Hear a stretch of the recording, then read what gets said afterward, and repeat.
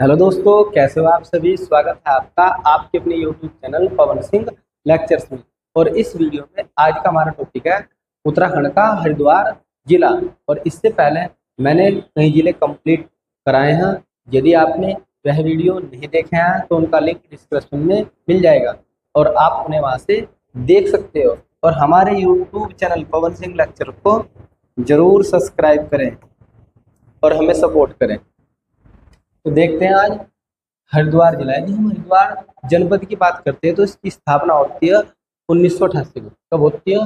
1988 में इसकी स्थापना की जाती है। और हरिद्वार जनपद के इतिहास की बात करते हैं।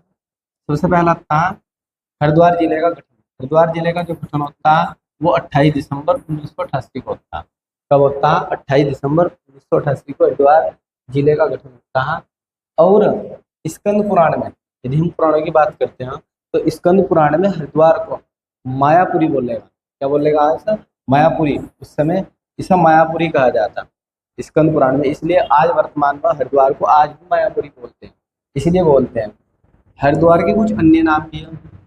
ऐसा माना जाता है जो कपिल मुनि थे उन्होंने यहाँ पर तपस्या की थी, इसलिए इस क्षेत्र को कपिला भी कहा जाता है। गंगा द्वार, क्योंकि यह गंगा का द्वार, क्योंकि सर्वप्रथम हरिद्वार में आ गई जो गंगा है वह मैदानी क्षेत्रों में आती है, इसलिए इसे गंगा का द्वार बोलते हैं। क्या का द्वार? गंगा का द्वार बोलते हैं। खांडव वन बोलते हैं और तीर्थ स्थलों का द्वार बोलते हैं। और चारों धामों का द्वार, क्योंकि चार धाम जो यात्रा पर जाते हैं वे कहाँ से होकर जाते हैं? हरिद्वार से। और हरम कहाँ से होती है? हरिद्वार से। इसलिए इसे चारों धामों का द्वार भी कहते हैं। ये हरिद्वार के कुछ प्रमुख नाम है आप लोगों के, जो आपसे पूछ ले जाएंगे सीधे। फिर जो चीनी यात्री है वो हर्षवर्धन के शासनकाल में घूमने के लिए आता है हरिद्वार, और उसने हरिद्वार को बोला मो यू लो। आप लोगों से पूछ ले जाएगा कि हुआन सांग ने हरिद्वार को क्या कहा? उसने कहा मो यू लो। उसने हरिद्वार के लिए सब उपयोग किया। और उसने हरिद्वार का जो क्षेत्रफल है वो 20 ली बताया। 20 ली एक प्रकार की जो चीनी माप है। कैसी माप है? चीन, क्योंकि वो चीन से आया था। और उसने माप बताई, क्षेत्रफल बताया 20 ली। यह एक प्रकार चीनी माप है, एक प्रकार की। वेनसांग ने गंगा को महाभद्रा कहा। सीधा सीधा पूछ ले जाएगा कि जो चीनी यात्री था वेनसांग, उसने गंगा को क्या कहकर पुकारा? तो आपका आंसर हो जाएगा महाभद्रा कहकर पुकारा। अबुल फजल की जो आईने अखबारी है, यदि आप अबुल फजल ने लिखी है, सीधा सीधा ही पूछ ले जाएगा आईने अखबारी किसकी रचना है? तो आपको याद रखना अबुल फजल किसकी रचना है? अबुल फजल की रचना। ये भी जो अबुल फजल था ये अकबर के दरबार में रहता था। जो अकबर के 9 रत्न होते ना उनमें से एक रत्न था अबुल फजल। और इसने आईन अखबारी की रचना की। और आईन अखबारी के अंदर ही हरिद्वार का क्या किया है? वर्णन किया है। आप लोगों से ऐसा पूछ लिया जाएगा निम्नलिखित में से किस पुस्तक में हरिद्वार का जिक्र किया गया है, वर्णन किया गया है? तो आपको याद रखना आईन अखबारी। क्या याद रखना है? आईन अखबारी। ऐसा माना जाता है कि जो राजा अकबर थे, उनकी रसोई घर में गंगा जल का प्रयोग किया जाता था। क्या का? गंगा जल का प्रयोग किया जाता था। जो राजा अकबर थे उनकी रसोई घर में गंगा जल का प्रयोग किया जाता था। और वे बहुत बड़े बड़े घड़ों में भरवा कर हरिद्वार से गंगा जल लेके जाते थे, ऐसा माना जाता है। नेक्स्ट देख लेते हैं। तो देखो हरिद्वार कितना पवित्र, देवों का देव हरिद्वार, देवों की नगरी, बहुत पवित्र स्थान माना जाता है हरिद्वार। लोग बाग देश विदेश से घूमने के जाते हैं स्पेशल हरिद्वार के लिए। हर की पौड़ी का जीर्णोद्वार, क्योंकि हरिद्वार में सबसे ज्यादा प्रमुख क्या है? हर की पौड़ी।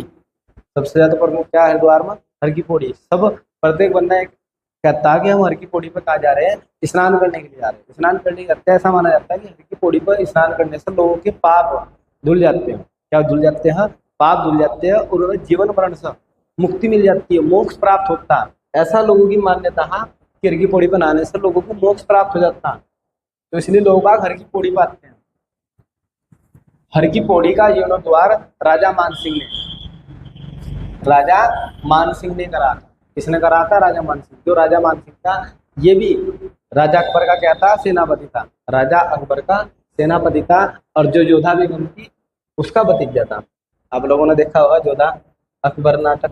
तो मान सिंह कौन था? जोधा बेगम थी उनकी, उनका भतीजा था। भगवान दास का लड़का। नेक्स्ट आता जहांगीर के काल में पहला यूरोपीय यात्री आता है हरिद्वार में, जिसका नाम होता है टॉम कारियट। वह नाम होता है टॉम कारियट। हरिद्वार में आता है घूमने के लिए और उसने हरिद्वार को शिव की राजधानी बताया। इसकी राजधानी बताया, शिव की राजधानी बताया। आप लोगों से ऐसा पूछा जाएगा कौन सा ऐसा यूरोपीय यात्री है जिसने हरिद्वार को शिव की राजधानी बताया, तो आपका आंसर हो जाएगा टॉम कारियट। इसने हरिद्वार को शिव की राजधानी बताया। हरिद्वार को उत्तर भारत का केरल भी कहा जाता है। ये भी बहुत क्वेश्चन बनता है, आप लोगों से सीधा ही पूछ लिया उत्तर भारत का केरल किसे कहा जाता है, तो हरिद्वार। उत्तर भारत का केरल किसे कहा जाता है, हरिद्वार को उत्तर भारत का केरल कहा जाता है। नेक्स्ट आता हरिद्वार की भौगोलिक स्थिति। हरिद्वार की भौगोलिक स्थिति में जब हम इसके क्षेत्रफल की बात करते हैं तो हरिद्वार का क्षेत्रफल 2360 वर्ग किलोमीटर, 2360 वर्ग किलोमीटर। और यह बिलो व नील पर्वत के बीच में बसा हुआ है और गंगा नदी के तट पर स्थित है। किसके? गंगा नदी के तट पर स्थित है। तो ध्यान रखना, आपसे सीधा ही पूछ लिया जाएगा हरिद्वार किन किन पर्वतों के मध्य, तो आपका आंसर हो जाएगा बिलब और नील पर्वतों के मध्य बसा हुआ गंगा नदी के तट पर।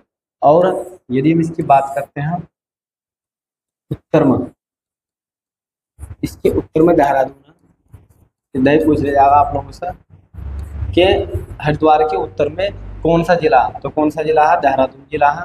और यदि हम पूर्व की बात करते हैं, हरिद्वार के पूर्व में पौड़िया, पैतही पूर्व और पैतही पौड़िया। यदि हम दक्षिण की बात करते हैं, दक्षिण में कौन है? उत्तर प्रदेश। दक्षिण में उत्तर प्रदेश, यूपी से सीमा लगती है इसकी। फिर आता है आप लोगों का पश्चिम में कौन है? उत्तर प्रदेश, यूपी। तो आपको अच्छी तरीके से याद रखना, यूपी से हरिद्वार जिले की जो सीमा है वो सर्वाधिक लगती है। सर्वाधिक जो सीमा साझा करता है यूपी के साथ करता है, उत्तर प्रदेश के साथ में। क्योंकि यदि हम बात करते हैं हरिद्वार की, ये तीन तरफ से यूपी से गिरा हुआ, उत्तर प्रदेश से गिरा हुआ। तो आपसे यदि पूछा जाए हरिद्वार तीन तरफ से किस राज्य से गिरा हुआ, तो आपका आंसर हो जाएगा उत्तर प्रदेश। नेक्स्ट देखते हैं। नेक्स्ट में आता है हरिद्वार जिले की जो सीमाएं हैं वे देहरादून और पौड़ी गढ़वाल से लगती है। मैंने आपको बताया सिर्फ दो ही जिलों से इसकी सीमा लगती है, देहरादून और पौड़ी से इसकी सीमा लगती है, बाकी उत्तर प्रदेश से सटा हुआ। किससे सटा हुआ? उत्तर प्रदेश से। ये हरिद्वार डिस्ट्रिक्ट का मैप है। यदि हम बात करते हैं तो देखते हैं यहाँ पे उत्तर प्रदेश इसके, और यहाँ पर कौन है? देहरादून, और यहाँ पे क्या है? पौड़ी गढ़वाल, और नीचे भी क्या है? उत्तर प्रदेश। तो मैंने आपको स्टार्टिंग में बताया कि दक्षिण में भी उत्तर प्रदेश है और पश्चिम में भी उत्तर प्रदेश है, जबकि इसके उत्तर में देहरादून है और यहाँ पे आपका ये क्या है? पौड़ी गढ़वाल है। और इसके प्रमुख क्षेत्र जैसे कि जवालापुर हो गया, पथरी हो गया, लक्सर हो गया, कनखल हो गया, क्या हो गया? कनखल हो गया आप लोगों का। ये रुड़की हो गया, रुड़की बहुत ज़्यादा प्रसिद्ध है, भगवानपुर, मंगलोर, झबरेड़ा। तो इसके प्रमुख नगर, उपनगर छोटे छोटे से। नेशनल हाईवे, राष्ट्रीय राजमार्ग, तो NH-34। यदि NH-34 की बात करते हैं तो मेरठ से बिजनौर और बिजनौर से हरिद्वार से ऋषिकेश और धरासू से गंगोत्री तक जाता है। कहाँ तक जाता है? गंगोत्री तक। तो ये सबसे लंबा राजमार्ग हरिद्वार जिले का। एक बार फिर से NH-34 ये मेरठ से बिजनौर, बिजनौर से हरिद्वार और हरिद्वार से ऋषिकेश और धरासू से गंगोत्री तक जाता है। फिर आप लोगों का NH-334 334 ये पुरकाजी से रुड़की। आप लोगों से सीधा ही पूछने जाएगा कौन सा राष्ट्रीय राजमार्ग है जो पुरकाजी को रुड़की से जोड़ता है? कौन सा राष्ट्रीय राजमार्ग पुरकाजी को रुड़की से जोड़ता है? तो आप लोगों का आंसर हो जाएगा 334। फिर आता है NH-344, तो ये आप लोगों का हो जाएगा सहारनपुर से रुड़की। ये किसे जोड़ता है? सहारनपुर से रुड़की को। यदि आपसे पूछा जाए कि कौन सा ऐसा राष्ट्रीय राजमार्ग जो सहारनपुर को रुड़की से जोड़ता है, 344, आपका आंसर हो जाएगा 344। एक बार फिर से, ऐसा कौन सा राष्ट्रीय राजमार्ग है जो सहारनपुर को रुड़की से जोड़ता है? तो आपका आंसर हो जाएगा NH-334। फिर आता है हरिद्वार जनपद का प्रशासनिक ढांचा। यदि प्रशासनिक ढांचे की हम बात करते हैं तो इसकी जो जनसंख्या में सबसे नंबर 1 पर आता है हरिद्वार, सर्वाधिक जनसंख्या में। यह उत्तराखंड राज्य का जनसंख्या में सबसे पहला जिला, सबसे प्रथम जिला। तो जनसंख्या की यदि बात करते हैं तो उसके अंदर 18,90,442 व्यक्ति रहते हैं। एक बार फिर से यदि जनसंख्या की बात करते हैं तो इसके अंदर 18,90,422 व्यक्ति रहते हैं और यह उत्तराखंड का प्रथम जिला है जनसंख्या की दृष्टि से, सर्वाधिक। तो यदि पूछा जाए सर्वाधिक जनसंख्या वाला जिला है, उत्तराखंड का सर्वाधिक जनसंख्या वाला जिला है, तो आपका आंसर हो जाएगा हरिद्वार। और यदि आपसे पूछा जाए कि प्रतिशत की दृष्टि से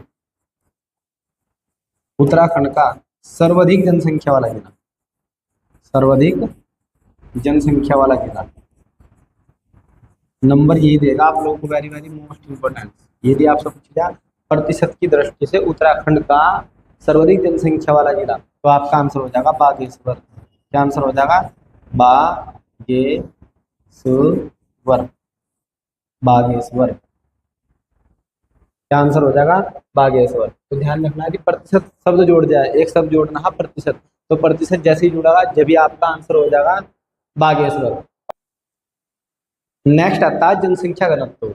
यदि जनसंख्या घनत्व की बात करते हैं तो हरिद्वार जनसंख्या घनत्व में नंबर 1 पर, इस पर नंबर 1 पर। उत्तराखंड का ऐसा कौन सा जिला जिसका जनसंख्या घनत्व सर्वाधिक है? तो आपका आंसर हो जाएगा हरिद्वार। हरिद्वार का जनसंख्या घनत्व 801 और ये उत्तराखंड में सबसे अधिक है। और सबसे अधिक कम की बात करते हैं जनघनत्व की, तो वो उत्तरकाशी है। कौन सा? उत्तरकाशी, क्योंकि उत्तरकाशी का जनघनत्व लगभग 47 के आसपास है। कितने के आसपास है? 47 नहीं 37 के आसपास, सॉरी कितना है? 37 जनघनत्व, यानी कि 1 वर्ग किलोमीटर के एरिया में 37 व्यक्ति रह रहे। और यदि हरिद्वार की बात करते तो 801 व्यक्ति रह रहे। तो आप खुद ही अंतर देख सकते हो कहाँ ज्यादा भीड़ है। तो यहाँ पर आप लोगों के हरिद्वार में सबसे ज्यादा भीड़ है। तो जनघनत्व के मामले में नंबर 1 पर हरिद्वार। नेक्स्ट देखते हैं लिंगानुपात। यहाँ से आप लोगों का क्वेश्चन जरूर बना। यदि लिंगानुपात का मतलब होता है 1000 पुरुषों के पीछे महिलाओं की संख्या से। तो यदि हम बात करते हैं पुरुष तो 1000 है, पुरुष क्या है? 1000 है। यदि महिलाओं की बात करते हैं तो 879 महिला रहेगी 1000 पुरुषों के पीछे। और यदि लिंगानुपात की बात करते हैं तो यह सबसे कम लिंगानुपात वाला जिला, उत्तराखंड का सबसे कम लिंगानुपात किस जिले का है? तो आपका आंसर हो जाएगा हरिद्वार। उत्तराखंड में ऐसा कौन सा जिला जिसका लिंगानुपात सबसे कम है? तो क्या है आप लोगों का? हरिद्वार। हरिद्वार का लिंगानुपात सबसे कम है। हालत खराब हो चुकी है, 1000 पुरुष और महिलाएं यदि संख्या की बात करें 879 है। और अब कहाँ जाएंगे पुरुष? भाई पढ़ लो, इसलिए तो बोले जा रहा पढ़ लो, वरना आपको महिलाएं नहीं मिलने की। 1000 पुरुष हो रहे हैं, महिलाओं की संख्या कितनी है? 889। तो ज्यादा ही गैप चल रहा है, बहुत ज्यादा डिफरेंस। फिर आता है नेक्स्ट हमारा साक्षरता दर। साक्षरता दर की बात करते हैं तो इसकी साक्षरता दर 73.43%। कितनी है? 73.43% इसकी साक्षरता दर। फिर आता है पुरुष साक्षरता। यदि पुरुष साक्षरता की बात करते हैं तो यह 81.04%। 81.04% इसकी पुरुष साक्षरता। नेक्स्ट आता है महिला साक्षरता। हरिद्वार की जो महिला साक्षरता वो 64.79%। 64.79% इसकी महिला साक्षरता। फिर आता है विधानसभा क्षेत्र। विधानसभा क्षेत्र की यदि बात करते हैं तो 11 विधानसभा क्षेत्र। और उत्तराखंड में यदि उत्तराखंड राज्य की बात करते हैं तो हरिद्वार के अंदर सर्वाधिक विधानसभा क्षेत्र। यदि पूछा कि कौन सा ऐसा जिला उत्तराखंड का जिसमें सर्वाधिक विधानसभा सीटें, तो सबसे ज्यादा विधानसभा सीटें हरिद्वार में 11 विधानसभा सीटें, इससे ज्यादा कहीं नहीं है। तो 11 विधानसभा सीटें यहाँ से हरिद्वार में। और यदि 11 में से बात करते हैं तो 3 विधानसभा सीट ऐसी है जो एससी के लिए आरक्षित है। एससी के लिए आरक्षित है। इधर ही आप लोगों से पूछ लिया जाएगा कौन सी विधानसभा सीटें एससी के लिए आरक्षित है यहाँ से। तो यहाँ से सबसे पहला आती है जवालापुर विधानसभा। जवालापुर विधानसभा ये एससी के लिए आरक्षित है। फिर आता है जबरेड़ा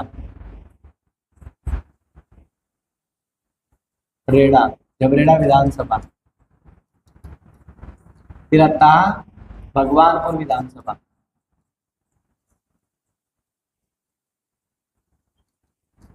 तो 3 विधानसभा सीटें ऐसी है जो एससी के लिए आरक्षित है, जवालापुर विधानसभा, जबरेड़ा विधानसभा और भगवानपुर विधानसभा, यही आपको याद रखनी है, यही आपसे बनेगी एग्जाम से बनती है। ये पूछा जाएगा कौन सी सीटें आप लोगों की एससी के लिए आरक्षित है। टोटल 11 में 3 एससी के लिए आरक्षित। विकास खंड की यदि बात करते हैं ब्लॉक, इसके अंदर 6। यदि नगर निगम की बात करते हैं तो 2 नगर निगम है, एक हरिद्वार है, एक क्या है हरिद्वार है, और एक आप लोगों का रुड़की है, रुड़की। यदि हम हरिद्वार को बात करते हैं तो हरिद्वार को 2011 में नगर निगम का दर्जा मिलता है और रुड़की को 2013 में। दोनों ही आप लोगों से पूछते जाएंगे। जो हरिद्वार है उसके अंदर 2 नगर निगम है, एक आप लोगों का हरिद्वार है 2011 में से नगर निगम का दर्जा मिला, फिर आता रुड़की है, रुड़की को 2013 में नगर निगम का दर्जा मिला। तहसीलों की बात करते हैं तो तहसील इसके अंदर 4 है। कितनी तहसीलें हैं? 4 है। फिर 2011 में हरिद्वार को, मैंने आपको अभी बताया 2011 में हरिद्वार को नगर निगम का दर्जा मिला। सीधा सीधा पूछा जाएगा कि हरिद्वार को नगर निगम का दर्जा कब मिला? 2011 में। हरिद्वार को नगर निगम का दर्जा कब मिला? 2011 में। फिर आता 2013 में रुड़की को नगर निगम का दर्जा मिला। यदि आपसे पूछा जाए रुड़की को नगर निगम का दर्जा कब मिला? 2013 में। नेक्स्ट, हरिद्वार सर्वाधिक ग्रामीण आबादी वाला जिला। इसके अंदर जो जनसंख्या है वो सर्वाधिक ग्रामीण है। यदि ग्रामीण की बात करते हैं तो सर्वाधिक ग्रामीण आबादी वाला जिला। फिर आता हरिद्वार जनपद के प्रमुख पर्यटक स्थल। तो सबसे पहला आता हर की पौड़ी। हर की पौड़ी, आइए पाप धुलिए मोक्ष प्राप्त कीजिए। तो हर की पौड़ी एक ऐसा स्थान है, बहुत पवित्र स्थान माना जाता है।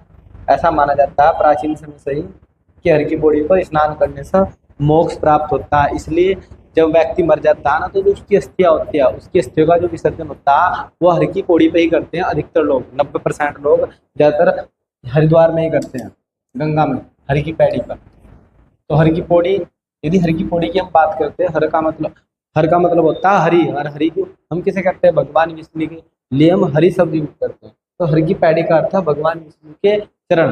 हर की पैड़ी का क्या अर्थ है? भगवान विष्णु के चरण।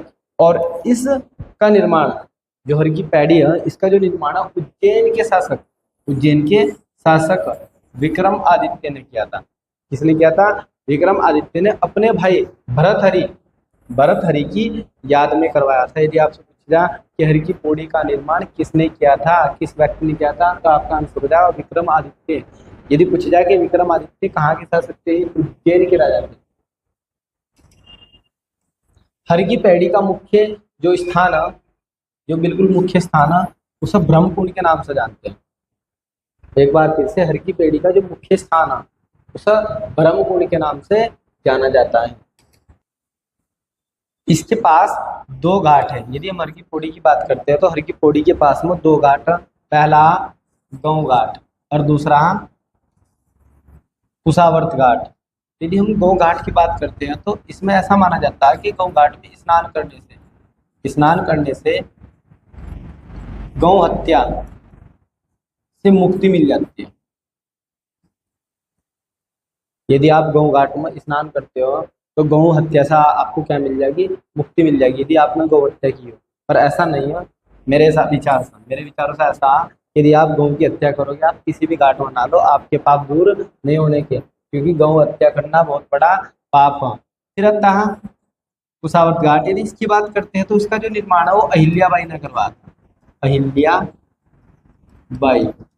ने करा था। यदि आपसे पूछा कि कुशावर्त घाट का निर्माण किसने किया था तो आपका आंसर हो जाएगा अहिल्याबाई ने इसका निर्माण करा था। नेक्स्ट देख लेते हैं। नेक्स्ट आता है कनखल। कनखल भी हरिद्वार में बहुत ज़्यादा प्रसिद्ध है। यहाँ भी लोग बाग घूमने के लिए आते हैं। और कालिदास द्वारा रचित, कालिदास की एक रचना मेघदूत, कालिदास की रचना मेघदूत। डायरेक्ट पूछ लिया जाएगा सीधा सीधा, मेघदूत किसकी रचना है? तो आपका आंसर हो जाएगा कालिदास। और कालिदास ना मेघदूत के अंदर कनखल का वर्णन किया। कनखल का क्या किया है? वर्णन किया है। और कनखल को भगवान शिव का ऐसा माना जाता है। हमारे पूर्वज, हमारे माता पिता भी बताते हैं कि जो भगवान शिव हो उनका जो विवाह ना वो कनखल में आता। दक्ष प्रजापति था, जो उनकी लड़की थी पार्वती, जिसे हम माता पार्वती के नाम से भी जानते हैं, उस समय उनकी वो लड़की थी। और उनका जो विवाह माता पार्वती से कनखल में आता है, इसलिए इसे भगवान शिव का ससुराल माना जाता है। कलखन नगरी दक्ष प्रजापति क्या थी, राजधानी थी। कनखल में दक्षेश्वर महादेव मंदिर स्थित है। कनखल के अंदर क्या है, दक्षेश्वर महादेव मंदिर स्थित है। नेक्स्ट आता कनखल में, जो कनखल है, कनखल में सती कुंड स्थित है। सीधा सीधा पूछ लिया जाएगा सती कुंड कहाँ पर स्थित है, सती कुंड कहाँ पर स्थित है, ये कनखल में स्थित है। और ऐसा माना जाता कि जो माता सती थी वह यहाँ पर अग्नि में समा गई थी। यहाँ में समा गई थी अग्नि में, इसलिए इसे सती कुंड के नाम से जाना जाता है। फिर नेक्स्ट पर्यटक स्थल शांति कुंज। शांति कुंज की स्थापना 1971 में की गई। शांति कुंज की स्थापना 1971 में की गई पंडित राम शर्मा द्वारा। इसके द्वारा पंडित राम शर्मा द्वारा इसकी स्थापना की जाती है। और यदि हम शांति कुंज की बात करते हैं तो यह एक आध्यात्मिक केंद्र, कैसा, एक आध्यात्मिक केंद्र जो गायत्री मंत्रों और यज्ञ के सिद्धांतों पर आधारित है। गायत्री मंत्रों और यज्ञ के सिद्धांतों पर आधारित है। नेक्स्ट आता, वर्तमान में शांति कुंज को गायत्री तीर्थ के नाम से जाना जाता है। किस नाम से जाना जाता है, गायत्री तीर्थ के नाम से जाना जाता है। आप लोगों से डायरेक्ट ही क्वेश्चन पूछा जाएगा, वेरी मोस्ट इंपोर्टेंट पॉइंट है शांति कुंज के लिए। आपसे सीधा पूछा जाएगा कि शांति कुंज को वर्तमान में किस नाम से जाना जाता है, तो आपका आंसर हो जाएगा गायत्री तीर्थ। आपका आंसर हो जाएगा गायत्री तीर्थ के नाम से जाना जाता है। और दिन शांति कुंज की बात करते हैं तो शांति कुंज में लोगों को व्यक्ति निर्माण,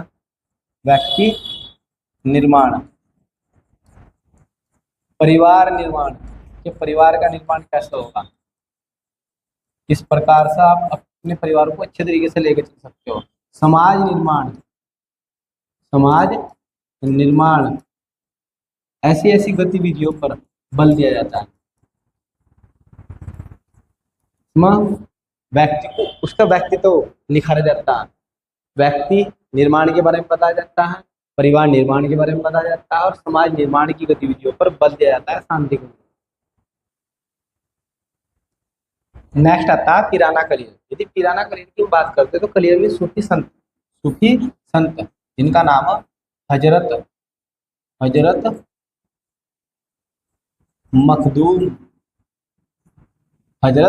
मखदूम अलाउद्दीन अली अहमद साबिर, इनकी दरगाह, और ये दरगाह बहुत ज़्यादा प्रसिद्ध है और ऐसा माना जाता है कि ये बहुत ज़्यादा पवित्र थे, ठीक है, और सच्चे हैं। और यहाँ पर ये एक आस्था का केंद्र है, हिंदू प्लस मुस्लिम दोनों ही धर्म के लोग यहाँ पर चद्दर चढ़ाने के लिए आते हैं, प्लस फूल। जिनकी दरगाह, इस पर चद्दर प्लस फूल चढ़ाए जाते हैं। यहाँ पे लाखों लोग आते हैं, वर्ष भर में लाखों से भी ज़्यादा लोग आते हैं। हिंदू और मुस्लिम धर्म के दोनों ही लोगों की आस्था का ये केंद्र। और ऐसा माना जाता है कि लोग बाग यहाँ पे मन्नतें मांगते हैं और उनकी मन्नतें पूरी भी की जाती है, क्योंकि बहुत सच्चे माने जाते हैं। इसलिए जो कलियर है ना, वो बहुत ज़्यादा प्रसिद्ध है इन्हीं की दरगाह के कारण। और यदि हम बात करते हैं कलियर की, गंगा नदी के तट पर स्थित है। इस नदी के तट पर स्थित है, ये गंगा नदी के तट पर स्थित है।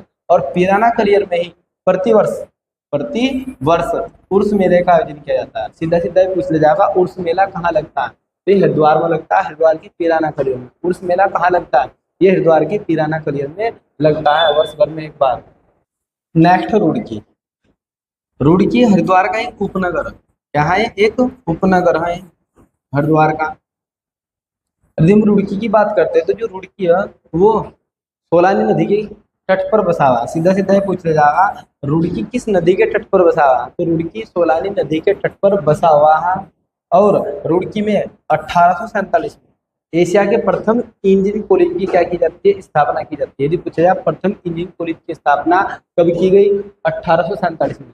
एशिया के प्रथम इंजीनियरिंग कॉलेज की स्थापना कब की गई, 1847 में। कहाँ की गई, रुड़की में। और वर्तमान में इसे आईआईटी का दर्जा दे दिया गया 2001 में। इसे आईआईटी का दर्जा दे देगा और अब यह इंजीनियरिंग का हब बना हुआ है। 2002 में खोज के अनुसार 2002 में खोज होती है और उसके अनुसार ऐसा माना जाता है कि 1851 में रुड़की से पिराना कलियर के मध्य देश की पहली रेलगाड़ी चलाई गई। देश की पहली रेलगाड़ी 1851 में सबसे पहले रुड़की और पिराना कलियर में चलाई गई, लेकिन यहाँ खोज कब होती है? 2002 में। 1853 में भारत में पहली बार, भारत में पहली बार रेलगाड़ी मुंबई से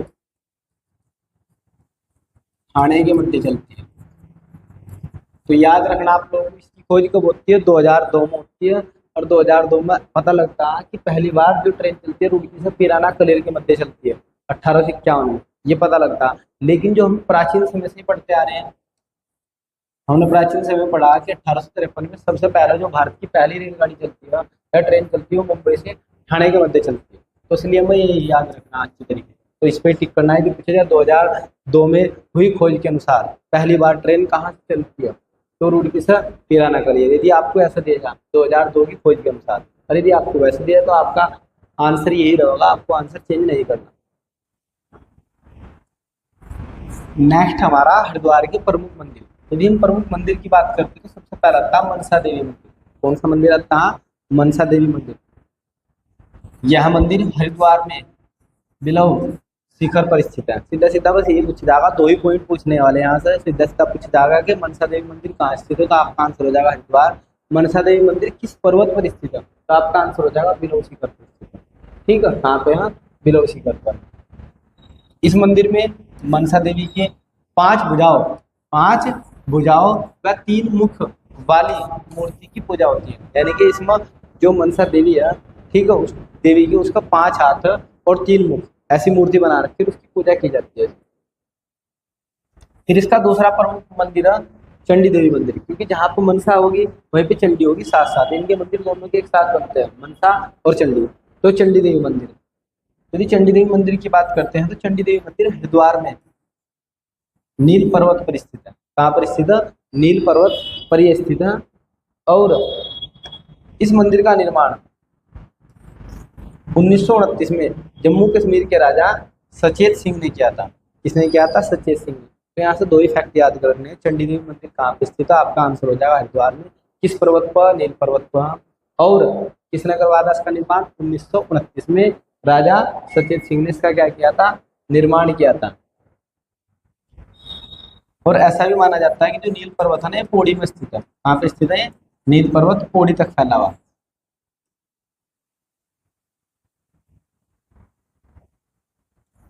चंडी देवी मंदिर में 1997 में रोपवे का क्या किया था? निर्माण। यदि आपको पूछा जाए कि चंडी देवी मंदिर में रोपवे का निर्माण कब किया गया, तो 1957 में किया गया।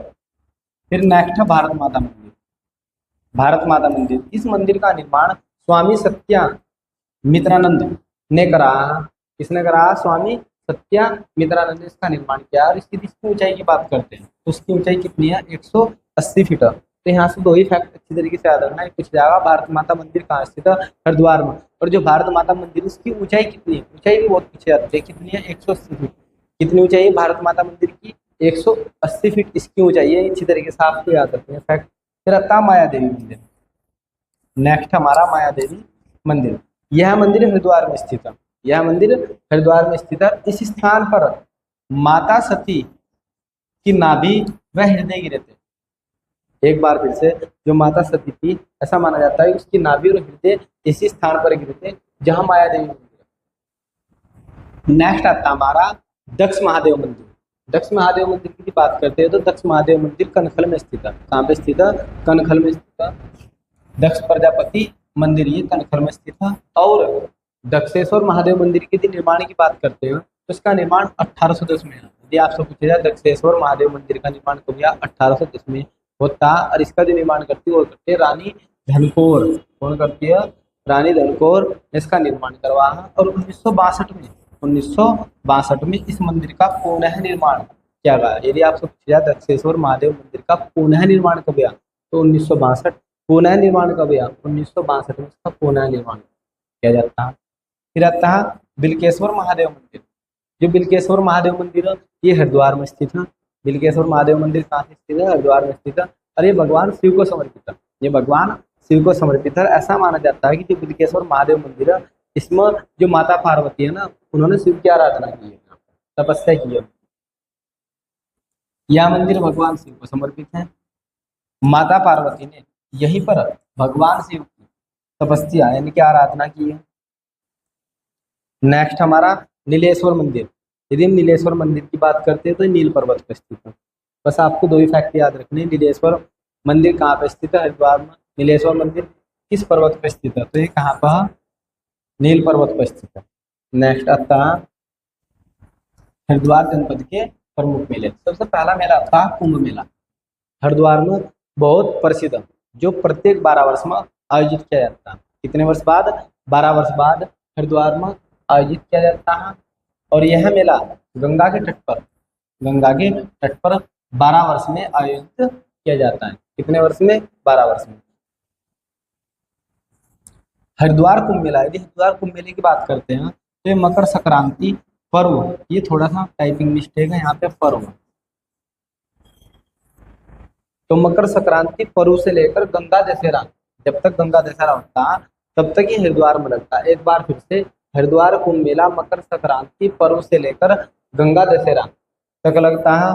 और यह मेला जब सूर्य मेष राशि में आ जाता है, सूर्य का हो मेष राशि में हो और बृहस्पति कुंभ राशि में हो, तभी ये मेला हरिद्वार में लगता है। एक बार फिर से, यह मेला हरिद्वार में जब लगता है जब सूर्य मेष राशि में हो और बृहस्पति कुंभ राशि में आने पर यह मेला आयोजित किया जाता है।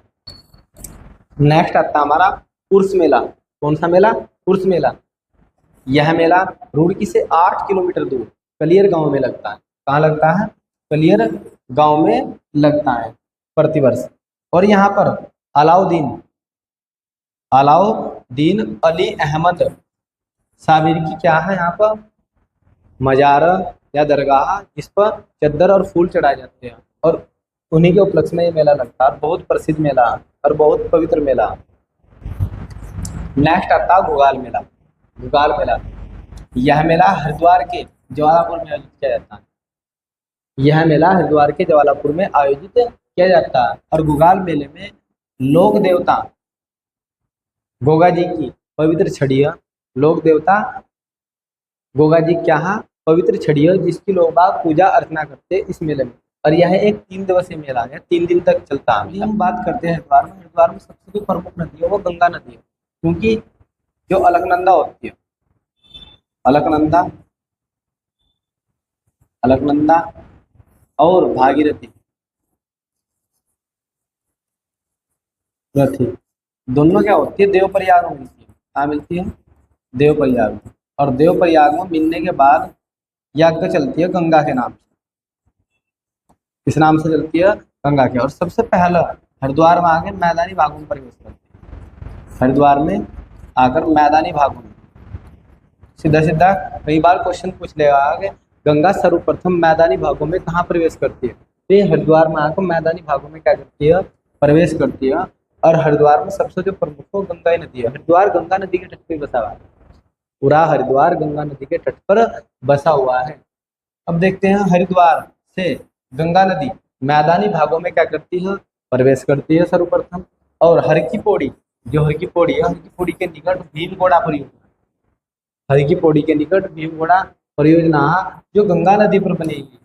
यदि आपसे पूछा जाए कि भीमगोड़ा परियोजना किस नदी के तट पर बनी है, तो आपका आंसर हो जाएगा गंगा नदी पर भीमगोड़ा परियोजना बनी हुई है। और यही सब ऊपरी गंगा नहर क्या होती है? निकलती है। ऊपरी गंगा नहर यहाँ से निकलती है। और ऊपरी गंगा नहर इसलिए बनाई जाती है कि जिससे सिंचाई हो सके और बाढ़ पर नियंत्रण पाया जा सके। तो यदि पूछा जाए कि ऊपरी गंगा नहर कहाँ से निकलती है, तो आपका आंसर हो जाएगा भीमगोड़ा। कहाँ से निकलती है? भीमगोड़ा परियोजना ये निकलती है। ऊपरी गंगा नहर रुड़की से होकर मुजफ्फरनगर में जिले में प्रवेश करती है। यदि पूछा जाए कि ऊपरी गंगा नहर सर्वप्रथम उत्तर प्रदेश में किस जिले में प्रवेश करती है, तो किस जिले में प्रवेश करती है? मुजफ्फरनगर में। ऊपरी गंगा नहर, यहाँ से 2 क्वेश्चन इंपॉर्टेंट है। यदि पूछा जाए ऊपरी गंगा नहर, यदि कहा जाए गंगा नदी, दोनों ही कंफ्यूज करने वाले। ऊपरी गंगा नहर की यदि बात करते हैं तो ये सबसे पहला कहाँ मिलती है? मुजफ्फरनगर जिले में, उत्तर प्रदेश के। और जब हम गंगा की बात करते हैं, गंगा नदी हरिद्वार से जब बाहर निकलती है ना, तो ये सबसे पहला उत्तर प्रदेश के बिजनौर जिले में इसमें प्रवेश करती है। बिजनौर जिले में गंगा नदी हरिद्वार से जब बाहर निकलती है तो ये उत्तर प्रदेश के बिजनौर जिले में सबसे ज्यादा प्रवेश सबसे पहले पहुंचती है। तो ऊपरी गंगा नहर मुजफ्फरनगर में प्रवेश करेगी, और गंगा नदी बिजनौर में प्रवेश करेगी, उत्तर प्रदेश में। नेक्स्ट आता है सोनाली नदी। सोनाली नदी की बात करते हैं तो रुड़की जो शहर है वो सोनाली नदी के तट पर ही बसा हुआ है। फिर आता ऊपरी गंगा नहर। ऊपरी गंगा नहर मैंने अभी बताया जो भीमगोड़ा परियोजना वहां से निकलती है। भीमगोड़ा परियोजना से क्या होती है, निकलती है। और जो उसका निर्माण है वो कब किया जाता है, 1842 से लेकर 1856 के बीच किया जाता है। एक बार फिर से ऊपरी गंगा नहर का जो निर्माण है वो 1842 से लेकर 1856 के बीच किया जाता है। और जो ऊपरी गंगा नहर है, यहाँ से 2-3 क्वेश्चन बनते हैं कि ऊपरी गंगा नहर का जनक किसे कहा जाता है। आप लोगों से पूछ ले जाएगा ऊपरी गंगा नहर का जनक, तो इसका आंसर हो जाएगा पीटी कार्टले। तो ऊपरी गंगा नहर का जनक किसे कहा जाता है, पीटी कार्टले को। और ऊपरी गंगा नहर का जब निर्माण हो जाता है तो उसका उद्घाटन लॉर्ड डलहौजी। तो यहाँ से 2 क्वेश्चन पढ़ेंगे। ऊपरी गंगा नहर के जनक किन्हें कहा जाता है, तो पीटी कार्टले को ऊपरी गंगा नहर का जनक कहा जाता है। यदि पूछा जाए कि ऊपरी गंगा नहर का जो उद्घाटन किया जाता है वो किया जाता है लॉर्ड डलहौजी। यदि पूछा जाए कि ऊपरी गंगा नहर किसकी परिकल्पना, तो इसका आंसर हो जाएगा गवर्नर थॉमसन। इसकी परिकल्पना थी। यदि पूछा जाए कि परिकल्पना किसने सोचा था कि ऊपरी गंगा नहर का निर्माण करना, तो जो परिकल्पना थी वो गवर्नर थॉमसन की थी। ठीक है। जनक कौन थे, पीटी कार्टले। उद्घाटन किसने किया, लॉर्ड डलहौजी, क्योंकि उस समय अंग्रेजों का शासन था। किसका शासन था, ऐसी अंग्रेजों का शासन था, इसलिए ऊपरी गंगा नहर में सारे के सारे जो पार्टिसिपेट कर रहे भाग ले रहे सभी को ना अंग्रेजी है। ये फैक्ट अच्छी तरीके से आपको याद रखना है। और यह भीमगोड़ा बैराज से निकलती है। उत्तराखंड राज्य की सबसे पुरानी नहर, यदि पूछा जाए उत्तराखंड राज्य की सबसे पुरानी नहर कौन सी है, तो ऊपरी गंगा नहर उत्तराखंड राज्य की सबसे पुरानी नहर की है। फिर आता है पूर्वी गंगा नहर। जो पूर्वी गंगा नहर है ये भी भीमगोड़ा जो बैराज है, भीमगोड़ा बैराज है उसके बाईं ओर से निकलती है। यह नहर हरिद्वार के भीमगोड़ा बैराज के बाईं ओर से निकलती है। कहाँ से निकलती है, बाईं ओर से निकलती है। और इसका जो सिंचाई क्षेत्र है वो हरिद्वार, बिजनौर और क्या है, मुरादाबाद। एक बार फिर से इसका जो सिंचाई क्षेत्र है हरिद्वार, बिजनौर और मुरादाबाद। नेक्स्ट देखते हैं। फिर आता प्रमुख कुंड। यदि कुंडों की बात करते हैं तो हरिद्वार में सिर्फ 3 ही कुंड। सबसे पहला भीम कुंड। सबसे पहला क्या है, भीम कुंड। इस कुंड में एक सुरंग द्वारा गंगा नदी का जल पहुंचता है भीम कुंड पर। तो आपको सीधा सीधा बस ये याद रखना कि भीम कुंड, ये पूछ जाएगा कि निम्नलिखित में से कौन सा कुंड हरिद्वार में है। तो हरिद्वार में कौन सा, भीम कुंड। दूसरा क्या है, सती कुंड। और तीसरा क्या है, ब्रह्म कुंड। तो ये 3 कुंड अच्छी तरीके से याद रखें, ये आप लोगों से फैक्ट पूछे जाएंगे। तो भीम कुंड, सती कुंड और ब्रह्म कुंड। सती कुंड यह कुंड कनखल में स्थित है।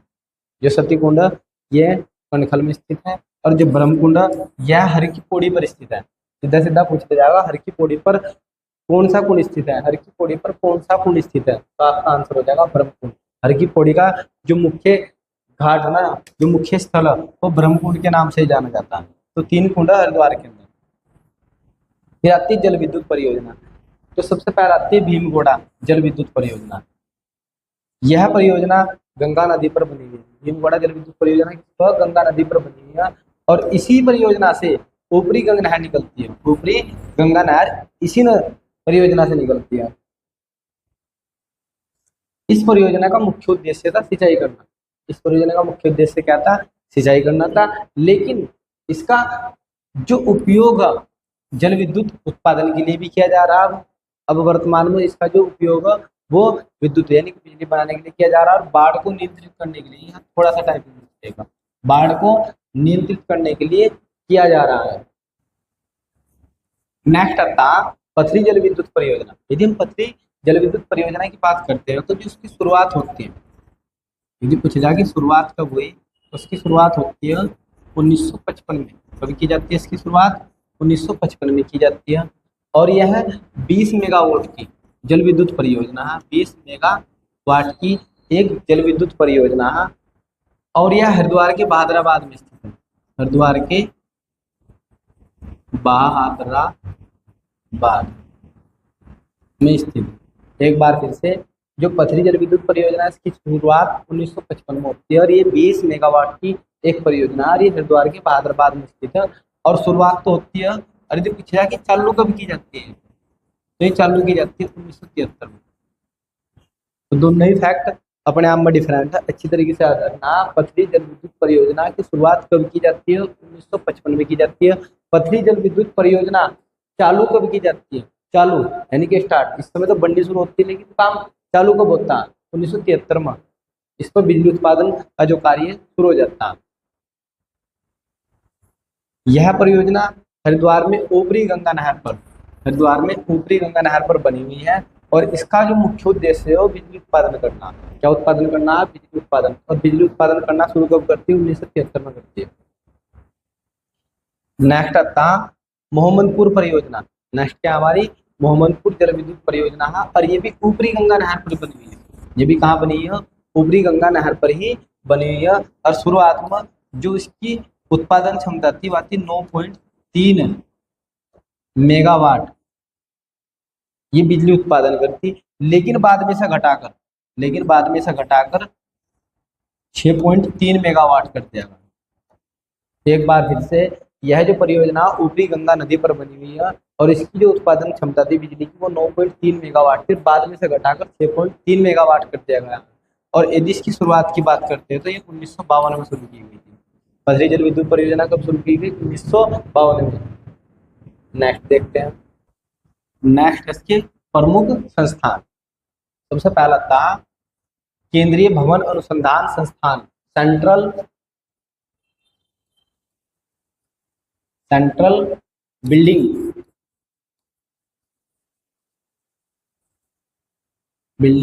Research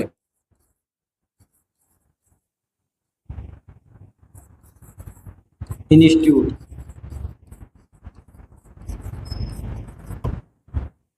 central building research institute, केंद्रीय भवन अनुसंधान संस्थान, ये हरिद्वार में स्थित है।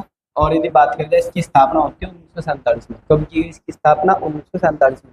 सीधा सीधा पूछा जाए केंद्रीय भवन अनुसंधान संस्थान कहाँ स्थित है तो हरिद्वार में। स्थापना कब की जाती है? 1947 में। शॉर्ट टर्म से बोलते हैं CBRI।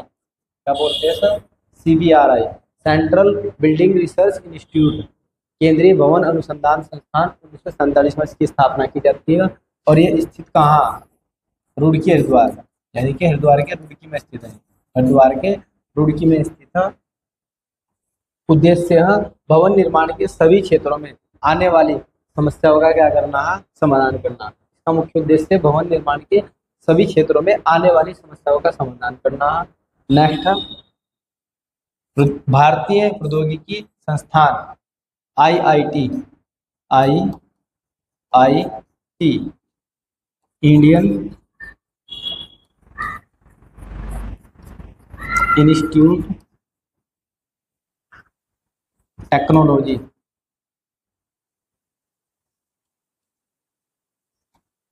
तो इंडियन इंस्टीट्यूट टेक्नोलॉजी IIT, यदि स्थापना की बात करते हैं तो इसकी जो स्थापना है वो 1847 में की जाती है। कब की जाती है? 1847 में की जाती है।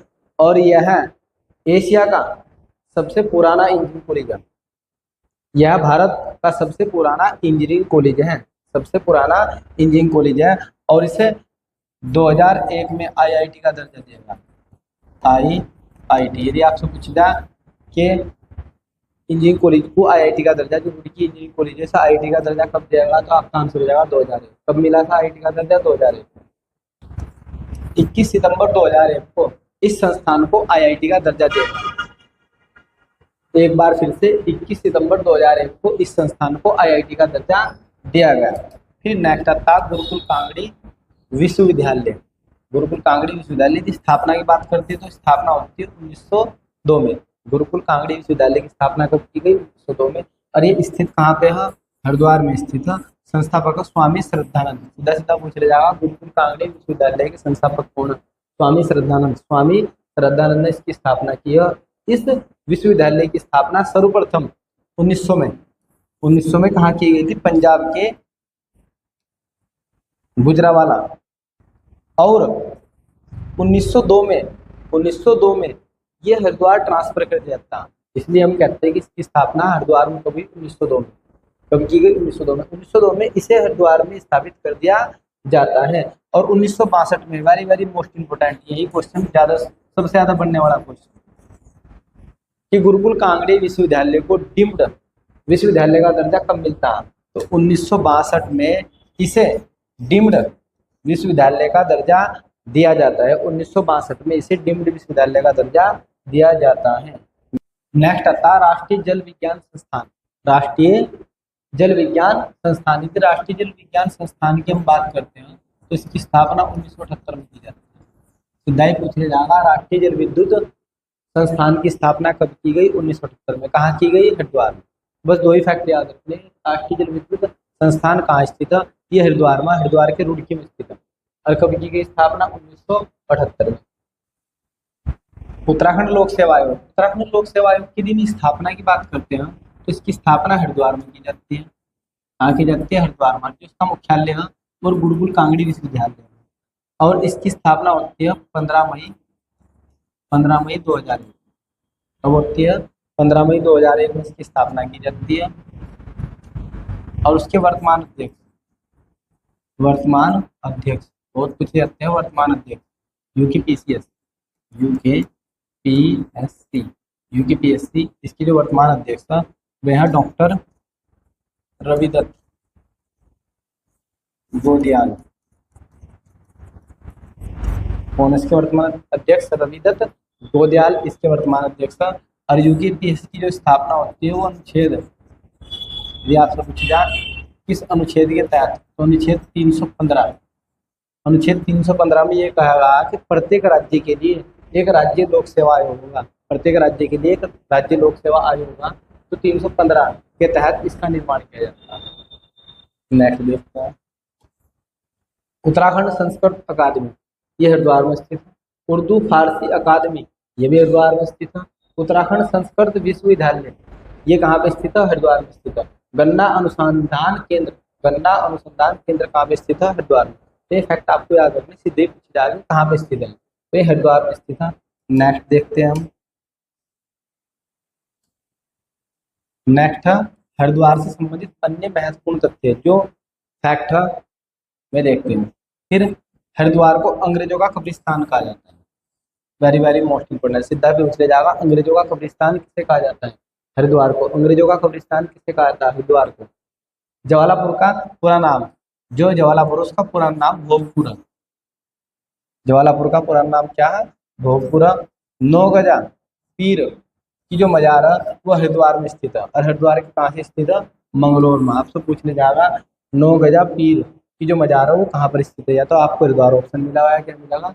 मंगलोर। ये भी बहुत प्रसिद्ध है जो मजार है। नेक्स्ट क्वेश्चन हमारा, भारत हैवी इलेक्ट्रिकल्स लिमिटेड, जो भारत हैवी इलेक्ट्रिकल्स लिमिटेड बेचेल की स्थापना हरिद्वार में की जाती है। भारत हैवी इलेक्ट्रिकल लिमिटेड, और ये हरिद्वार के रानीपुर में स्थित है। या तो आपको हरिद्वार ऑप्शन मिला या आपको क्या मिलेगा? रानीपुर। तो ये कहाँ, बेचेल कहाँ पे स्थित है? रानीपुर में स्थित है हरिद्वार के। और जो इसकी स्थापना वह कब की गई? 1964 में। बेचेल की स्थापना कब की गई? 1964 में की जाती है। फिर नेक्स्ट फैक्ट हमारा, सर्वाधिक नलकूप संचित भूमि वाला जिला है हरिद्वार। कहने का अभिप्राय है कि सर्वाधिक जो सिंचाई की जाती है हरिद्वार में वो नलकूप से की जाती है। तो सर्वाधिक नलकूप संचित भूमि वाला जो जिला वो क्या? हरिद्वार है। नेक्स्ट है हरिद्वार के रुड़की को, यहाँ पे को क्या है? वो थोड़ी सी टाइपिंग मिस्टेक है। हरिद्वार के रुड़की को इंजीनियर्स का मक्का कहा जाता है। इंजीनियर्स का मक्का कहा जाता है। आप लोगों से सीधा सीधा पूछ ले जाएगा, इंजीनियर्स का मक्का किसे कहा जाता है? तो रुड़की को। इंजीनियर्स का मक्का किसे कहा जाता है? रुड़की को। मोस्ट इंपोर्टेंट ऑब्जेक्टिव क्वेश्चन, इस वीडियो में हम सिर्फ हरिद्वार जिले के जो मोस्ट इंपोर्टेंट एमसीक्यू वे देखेंगे। और इससे पहले मैंने 2 वीडियो अपलोड किए हैं हरिद्वार जिले से संबंधित। यदि आपने वह वीडियो नहीं देखे हैं तो उन वीडियो को जरूर देखें, उनका लिंक डिस्क्रिप्शन में मिल जाएगा। और हमारे यूट्यूब चैनल को लाइक, शेयर और सब्सक्राइब जरूर करें। पहला क्वेश्चन बनता है, निम्नलिखित में से किसे अंग्रेजों का कब्रिस्तान कहा जाता है? यानी कि जो निम्नलिखित ऑप्शन है इनमें से किसे अंग्रेजों का कब्रिस्तान कहा जाता है? पहला है हरिद्वार, दूसरा चमोली, तीसरा है अल्मोड़ा, और आप लोग का डी ऑप्शन है बिजनौर। तो आप लोग का आंसर हो जाएगा हरिद्वार। तो A is the right answer. पथरी जल विद्युत परियोजना की जो शुरुआत है ये कब की गई, ये पूछा जा रहा है कि पथरी जल विद्युत परियोजना की शुरुआत कब की गई। तो यदि हम पथरी जल विद्युत परियोजना की बात करते हैं तो ये हरिद्वार में स्थित है। कहाँ पे स्थित है? हरिद्वार में स्थित है। हरिद्वार का बहादुराबाद। ये 1955 से शुरू की जाती है। कब से शुरू की जाती है? 1955 से। तो B is the right answer. राष्ट्रीय जल विद्युत संस्थान की स्थापना कब की गई? जो राष्ट्रीय जल विद्युत संस्थान है उसकी जो स्थापना वह कहाँ हो रखी है? हरिद्वार के रुड़की में। हरिद्वार के रुड़की में। यदि पूछा जाए कि कहाँ पे है राष्ट्रीय जल विद्युत संस्थान, हरिद्वार के रुड़की में स्थित है। और जो इसकी स्थापना होती है वो होती है 1978 में। कब होती है? 1978 में। एक बार फिर से, राष्ट्रीय जल विद्युत संस्थान जो है हरिद्वार के रुड़की में स्थित है और जो इसकी स्थापना है वह कब की गई? 1978 में। तो A is the right answer. Next देखते हैं 2011 की जनगणना के अनुसार हरिद्वार का लिंग अनुपात कितना? हरिद्वार का लिंग अनुपात, यदि लिंग अनुपात की बात करते हैं हम तो लिंग अनुपात है 879। हरिद्वार का लिंग अनुपात कितना है? 879। और हरिद्वार का जो लिंग अनुपात है ना उत्तराखंड जिले में सबसे कम। उत्तराखंड के जितने भी जिले हैं सबसे कम जो लिंग अनुपात है वो हरिद्वार का है। और सर्वाधिक अल्मोड़ा का। यदि पूछा जाए सर्वाधिक लिंग अनुपात किस जिले का है तो अल्मोड़ा का, सबसे कम हरिद्वार का। नेक्स्ट क्वेश्चन देखते हैं। नेक्स्ट क्वेश्चन आता है हमारा उत्तराखंड लोक सेवा आयोग UKPSC। उत्तराखंड लोक सेवा आयोग की स्थापना की बात करते हैं तो स्थापना होती है इसकी 2001 में। कब होती है स्थापना? 2001 में इसकी स्थापना की जाती है हरिद्वार में। उत्तराखंड के हरिद्वार जिले में इसकी स्थापना की जाती है 2001 में। और जिसका मुख्यालय हरिद्वार में गुरुकुल कांगड़ी विश्वविद्यालय इसका मुख्यालय है। और जिसके वर्तमान अध्यक्ष हैं वह रविदत्त गोदियाल, डॉक्टर रविदत्त गोदियाल इसके वर्तमान अध्यक्ष हैं। तो इसका सीधा right answer. Bharat heavy electrical limited. यदि भारत हैवी इलेक्ट्रिकल लिमिटेड की बात करते थे पूछा जा रहा है कि कहाँ स्थित है? बेचेल की बात हो रही है। बेचेल, भारत हैवी इलेक्ट्रिकल लिमिटेड। यदि स्थापना की बात करते हैं तो कब होती है? 1964 में इसकी स्थापना होती है। कब हुई इसकी स्थापना? 1964 में। और ये कहाँ से स्थित है? हरिद्वार में स्थित है। और हरिद्वार के किस क्षेत्र में? रानीपुर में। कहाँ पे है? रानीपुर में स्थित है। तो इसका हो जाएगा A is the right answer. Next question आता है निम्नलिखित में से कौन सी विधानसभा सीट अनुसूचित जाति यानी कि एससी के लिए आरक्षित नहीं है? आरक्षित नहीं है। यदि हम हरिद्वार की बात करते हैं तो हरिद्वार में सर्वाधिक 11 विधानसभा सीटें। कितनी है? 11 विधानसभा सीटें हैं। तो यदि बात करें जाए उत्तराखंड में हरिद्वार जिला ऐसा है जिसके अंदर सर्वाधिक विधानसभा सीटें 11 विधानसभा सीटें, जिनमें से 3 सीटें एससी के लिए आरक्षित है। किसके लिए? एससी के लिए आरक्षित है। जिनमें से भगवानपुर के बाद झबरेड़ा है और जवालापुरा। तो ये 3 सीटें एससी के लिए आरक्षित है। तो देखते हैं ऑप्शन के अकॉर्डिंग। जवालापुर विधानसभा एससी के लिए आरक्षित है। झबरेड़ा भी विधानसभा एससी के लिए आरक्षित है। और भगवानपुर विधानसभा एससी के लिए आरक्षित है। तो आप लोगों का आंसर हो जाएगा खानपुर विधानसभा। ये एससी के लिए आरक्षित नहीं है। हमारा ये पूछा था कि कौन सी सीट एससी के लिए आरक्षित नहीं है, तो खानपुर विधानसभा एससी के लिए आरक्षित नहीं है। तो D is the right answer. Next question है उत्तराखंड राज्य की सर्वाधिक ग्रामीण आबादी वाला जिला। ये कह रहा है कि उत्तराखंड का ऐसा कौन सा जिला है जिसमें सर्वाधिक ग्रामीण आबादी पाई जाती है। तो सर्वाधिक ग्रामीण आबादी कहाँ रहती है? गमसिंगला में, चमोली में, हरिद्वार में या अल्मोड़ा में? तो सर्वाधिक ग्रामीण आबादी मिलती है हरिद्वार में। तो C is the right answer. निम्नलिखित में से कौन सा कुंड हरिद्वार में स्थित नहीं है? ये पूछा जा रहा है कौन सा कुंड हरिद्वार में नहीं है? सूर्य कुंड, सती कुंड, भीम कुंड या ब्रह्म कुंड? तो सती कुंड भी हरिद्वार में है, भीम कुंड भी है, ब्रह्म कुंड भी है। तो कौन सा स्थित नहीं है? सूर्य कुंड नहीं। क्या नहीं है? सूर्य कुंड नहीं है। तो इसका आंसर हो जाएगा A is the right answer. Next question हमारा उत्तर भारत का केरल किसे कहा जाता है? उत्तर भारत का केरल किसे कहा जाता है? अल्मोड़ा को कहा जाता है, हरिद्वार में कहा जाता है, चमोली को या चंपावत को? तो उत्तर भारत का केरल किसे कहा जाता है? तो इसमें हो जाएगा आपका B is the right answer. Haridwar को उत्तर भारत का केरल कहा जाता है।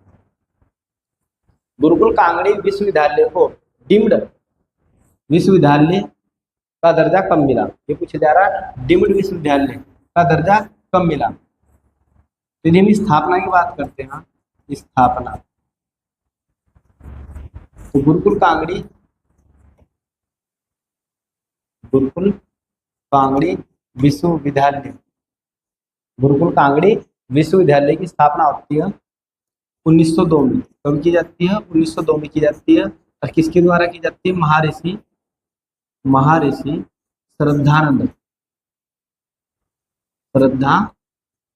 द्वारा। इसके द्वारा की जाती है 1902 में, महर्षि श्रद्धानंद द्वारा इसकी स्थापना की जाती है हरिद्वार में। और इसे डीम्ड यूनिवर्सिटी का दर्जा कब मिलता है? 1962 में। तो मिलता है 1962। उसका आंसर हो जाएगा C is the right answer. 1962 में से डीम्ड यूनिवर्सिटी का क्या मिलता है? दर्जा मिलता है। नेक्स्ट देखते हैं, निम्नलिखित में से कौन सा मेला हरिद्वार में नहीं लगता? निम्नलिखित में से कौन सा मेला हरिद्वार में नहीं लगता? तो मासी मेला, उर्स मेला, कुंभ मेला या गुगाल मेला? जी बात करते हैं हम उर्स मेला। उर्स मेला तो हरिद्वार में लगता है। कहाँ लगता है? हरिद्वार के किराना कलियर में। किराना कलियर। फिर आता कुंभ मेला। कुंभ मेला तो हरिद्वार में लगता है 12 वर्ष बाद। कितने वर्ष बाद? 12 वर्ष बाद हरिद्वार में लगता। गुघाल मेला, गुघाल मेला भी जवालापुर में लगता, जवालापुर में लगता है, हरिद्वार के जवालापुर में। तो ये तीनों के तीनों मेले कहाँ लगते हैं? हरिद्वार में लगते हैं।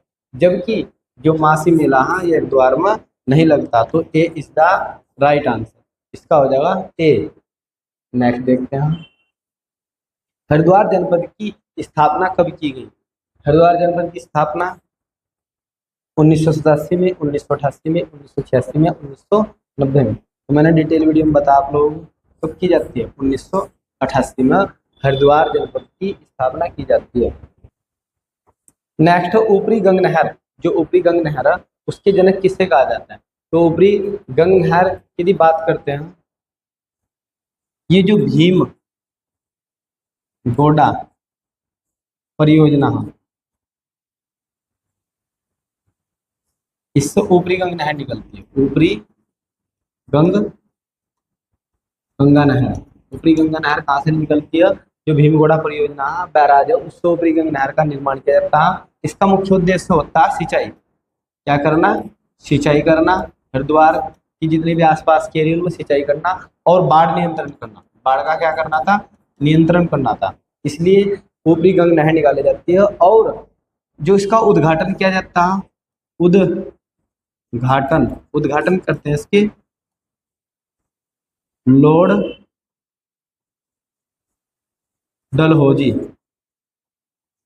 डलहौजी इसका उद्घाटन करते हैं। और जो इस परियोजना के जनक होते हैं, यदि जनक की बात करें जाए तो जनक पीटी काटले। इसके जनक कौन थे? पीटी काटले। एक बार फिर से, ये भीमगोड़ा जो बैराज है वहां से ऊपरी गंगा नहर का निर्माण होता है और इसका उद्घाटन किसने किया? लॉर्ड डलहौजी ने इसका उद्घाटन किया। इसका मुख्य उद्देश्य था सिंचाई और बाढ़ को नियंत्रित करना। और इसके जो जनक है इस योजना के वो पीटी काटले। तो इसके अकॉर्डिंग आप लोग का आंसर हो जाएगा D is the right answer. PT काटले इसका आंसर हो जाएगा। नेक्स्ट क्वेश्चन आता है, दक्षेश्वर महादेव मंदिर हरिद्वार में कहाँ पर स्थित है? नील पर्वत पर स्थित है, बिलव पर्वत पर स्थित है, कनखल में स्थित है या रुड़की में? तो दक्षेश्वर महामंदिर कहाँ पे स्थित है? महादेव मंदिर यहाँ कनखल में। जो दक्ष प्रजापति जो भगवान शिव के ससुर थे उनकी राजधानी थी। तो कनखल में मंदिर क्या है? स्थित है। दक्षेश्वर महादेव मंदिर कनखल में स्थित है। तो सीधा राइट आंसर। शांति कुंज को जाना जाता है विष्णु तीर्थ के नाम से, गायत्री तीर्थ के नाम से, गौ घाट के नाम से या कुशावत तीर्थ के नाम से? तो इसका आंसर हो जाएगा हमारा गायत्री तीर्थ। इसे बोलते हैं गायत्री तीर्थ के स्थान से। तो शांति कुंज को गायत्री तीर्थ के स्थान के नाम से जाना जाता है। फिर रुड़की कौन सी नदी के तट पर बसा है? यानी कि जो रुड़की है, हरिद्वार का रुड़की है, एक उपनगर है, ये किस नदी के किनारे बसा है? यमुना नदी के। यमुना तो कोई आसपास में नहीं, सोलानी के या सोनल के या गंगा नदी के? तो किसके किनारे बसा हुआ है? ये बसा हुआ है सोलानी नदी के। तो इसका हो जाएगा B is the right answer. Roorkee Solani नदी के किनारे बसा हुआ है। भीमगोड़ा परियोजना कहाँ पर स्थित है? भीमगोड़ा परियोजना हर की पौड़ी के पास स्थित है, कनकल में, रुड़की में या कलियर में? तो ये सारे हरिद्वार के क्षेत्र हैं। भीमगोड़ा परियोजना हर की पौड़ी कहाँ पे स्थित है? हर की पौड़ी। नेक्स्ट क्वेश्चन है, एशिया के प्रथम इंजीनियरिंग कॉलेज की स्थापना कब की जाती है? 1840 में की गई है, 1847 में की गई है, 1848 में, या 1949 में? तो प्रथम इंजीनियरिंग कॉलेज की स्थापना की जाती है 1847 में। कब की गई इसकी स्थापना? 1840 में की गई, हरिद्वार में, और हरिद्वार के रुड़की क्षेत्र में। कहाँ पर? रुड़की में इसकी स्थापना की गई। और अब ये जो वर्तमान में जिसे आईआईटी के नाम से जानते हैं, आईआईटी, और इस आईआईटी का जो दर्जा मिलता है वो 2001 में मिलता है। आप लोगों से पूछ ले जाएगा कि प्रथम जो इंजीनियरिंग कॉलेज है रुड़की में, इस आईआईटी का दर्जा कब दिएगा? तो इसका दर्जा मिलता है 2001। इंडियन इंस्टीट्यूट टेक्नोलॉजी, आईआईटी, 2001 में दर्जा दिया जाता है। नेक्स्ट क्वेश्चन आता है, गुरुकुल कांगड़ी विश्वविद्यालय की स्थापना किसके द्वारा की जाती है? तो यहाँ आपका हो जाएगा स्वामी सत्यमित्रानंद, स्वामी श्रद्धानंद, गुरु अमरदेव, या गुरु हर्षचार्य। तो किसके द्वारा की जाती है? तो आपका आंसर हो जाएगा, मैंने आपको भी बताया था, स्वामी श्रद्धानंद द्वारा इसकी स्थापना की जाती है। नेक्स्ट क्वेश्चन है, हरिद्वार जनपद, जो हरिद्वार जिला, वो निम्नलिखित में से किसके साथ सीमा साझा नहीं करता? किसके साथ सीमा साझा नहीं करता? देहरादून के साथ नहीं करता, उत्तर प्रदेश के साथ नहीं करता, पौड़ी के साथ नहीं करता, या उधम सिंह नगर? तो ये आप लोगों का उधम सिंह नगर के साथ सीमा साझा नहीं करता। पौड़ी के साथ भी करता, उत्तर प्रदेश के भी, और देहरादून के साथ भी। ये उधम सिंह नगर के साथ सीमा साझा नहीं करता। नेक्स्ट क्वेश्चन हमारा, हर की पौड़ी में निम्न में से कौन सा कुंड स्थित है? जो हर की पौड़ी है उसमें कौन सा कुंड है? हर की पौड़ी किस कुंड के नाम से विख्यात है? मैंने आपको डिटेल वीडियो में बताया, सती कुंड से विख्यात है, भीमगोड़ा कुंड से, या ब्रह्म कुंड से, या कुशावर कुंड से? तो हर की पौड़ी तो जो कुंड है वह ब्रह्म कुंड। उसका आंसर हो जाएगा C is the right answer. Next देखते हैं, उसर मेला कहाँ पर आयोजित किया जाता है? जो उसर मेला ये पीराना कलियर में, कहाँ पर? पीराना कलियर में आयोजित किया जाता है। नेक्स्ट देखते हैं, नेक्स्ट है, भारत माता मंदिर की ऊंचाई, जो भारत माता मंदिर है हरिद्वार के अंदर, उसकी ऊंचाई कितनी है? 180 फीट है, 182 फीट है, 185 फीट है, या 188 फीट है? तो इसका आंसर हो जाएगा 180 फीट है उसकी ऊंचाई। तो A is the right answer. Next question हमारा, ऊपरी गंग नहर कहाँ से निकलती है? मोहम्मदपुर परियोजना से, पथरी परियोजना से, या भीमगोड़ा परियोजना से? मैंने अभी बता, क्वेश्चन में कहाँ से निकलती है? ये भीमगोड़ा परियोजना से निकलती है। कहाँ से निकलती है? भीमगोड़ा परियोजना से निकलती है। नेक्स्ट है, हरिद्वार जनपद में कुल कितनी विधानसभा सीटें हैं? कुल कितनी विधानसभा सीटें हैं? 11 विधानसभा सीट। तो C is the right answer. और सर्वाधिक विधानसभा सीटें हरिद्वार के अंदर है। मोहम्मदपुर परियोजना, जो मोहम्मदपुर परियोजना है कहाँ पर है? गंगा नदी पर है, ऊपरी गंगा नहर पर है, पूर्वी गंगा नहर पर है, या सोलानी नदी पर? तो मोहम्मदपुर परियोजना ऊपरी गंगा नहर पर, ऊपरी गंगा नहर। तो B is the right answer. निम्न में से हरिद्वार में कौन सा एक मंदिर स्थित नहीं है? हरिद्वार के अंदर कौन सा मंदिर स्थित नहीं है? भारत माता मंदिर, माया देवी मंदिर, चंडी देवी मंदिर, या अनसुईया देवी मंदिर? तो कौन? इसका आंसर हो जाएगा अनसुईया देवी मंदिर। तो D is the right answer. ये हरिद्वार में स्थित नहीं है। क्वेश्चन हमारा, ऊपरी गंगा नहर का उद्घाटन किसके द्वारा किया जाता है? तो ऊपरी गंगा नहर का उद्घाटन मैंने अभी आपको बताया था लास्ट टाइम, किसके द्वारा किया जाता है? लॉर्ड हॉर्डिंग के द्वारा किया जाता है, लॉर्ड डलहौजी के द्वारा किया जाता है, या लॉर्ड कैनिंग के द्वारा किया जाता है, या पीटी काटले के द्वारा किया जाता है? तो किसके द्वारा किया जाता है? तो लॉर्ड डलहौजी के द्वारा ये किया जाता है इसका उद्घाटन। यदि आपको हमारी यह वीडियो पसंद आ रही हो तो आप हमारे YouTube channel Pawan Singh lecture को जरूर सब्सक्राइब करें और लाइक करें। आपसे शिकायत था, आप वीडियो को लाइक नहीं करते बिल्कुल। यदि वीडियो देख रहे हैं तो लाइक तो कम से कम कर दिया करो। हरिद्वार जनपद में कितनी विधानसभा सीटें SC के लिए आरक्षित है, तो कितनी है? 4 है, 2 है, 3 है या 5 है? तो उसका आंसर हो जाएगा 3 विधानसभा सीटें। कितनी विधानसभा सीटें? 3। जवालापुर विधानसभा सीट, झबरेड़ा विधानसभा सीट और भगवानपुर विधानसभा सीट।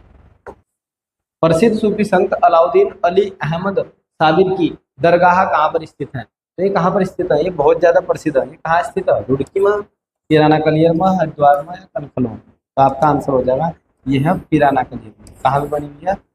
पिराना कलियर में बनी है।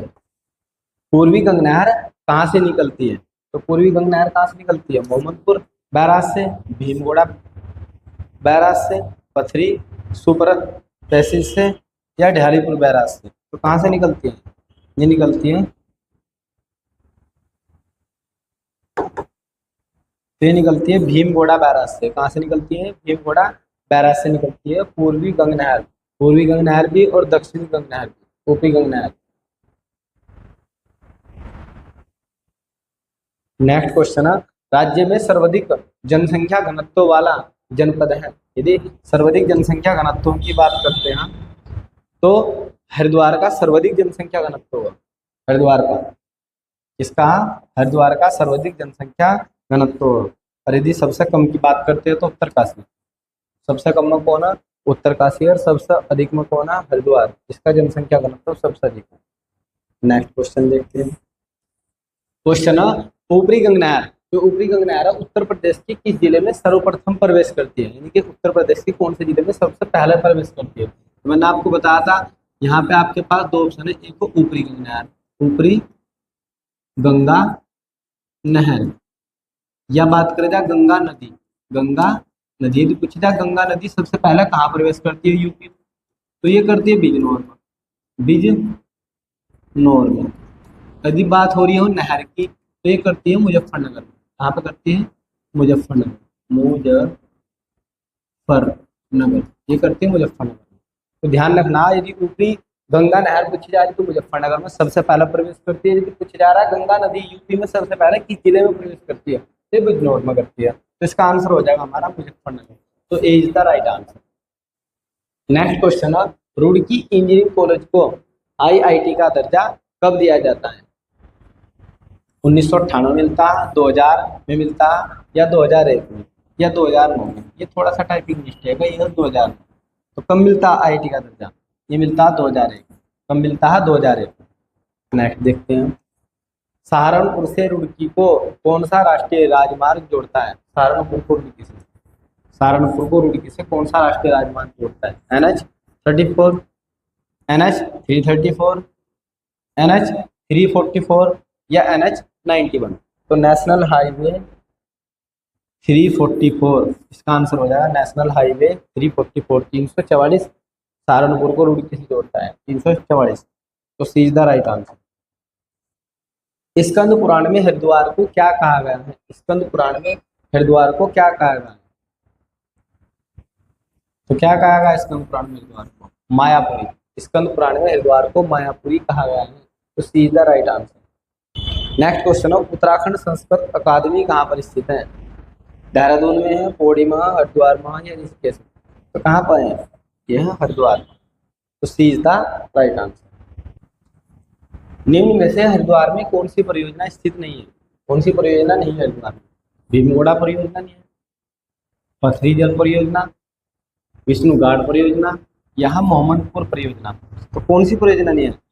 भीमगोड़ा परियोजना भी हरिद्वार की है, पथरी भी और मोहम्मदपुर भी। तो कौन सी नहीं है? यह विष्णुघाट परियोजना। तो सी द राइट आंसर, ये हरिद्वार में स्थित नहीं है। नेक्स्ट आता, सतीकुंड कहाँ पर स्थित है? हर की पौड़ी पर, कनखल में, रुड़की में या कलियर में? तो इसका आंसर हो जाएगा कनखल। सतीकुंड कहाँ स्थित है? कनखल में। नेक्स्ट क्वेश्चन हमारा, 2011 की जनगणना के अनुसार उत्तराखंड के किस जनपद का जनघनत्व सर्वाधिक है? जनसंख्या घनत्व। तो सबसे ज्यादा जो भीड़ है, सबसे ज्यादा जो जनसंख्या घनत्व किस जिले का? वह है हरिद्वार का। और आज की वीडियो में इतना ही। यदि आपको हमारी यह वीडियो पसंद आई हो तो आप हमारे YouTube channel Pawan Singh lectures को जरूर सब्सक्राइब करें, लाइक करें, कमेंट करें और शेयर करें। Thanks for watching this video.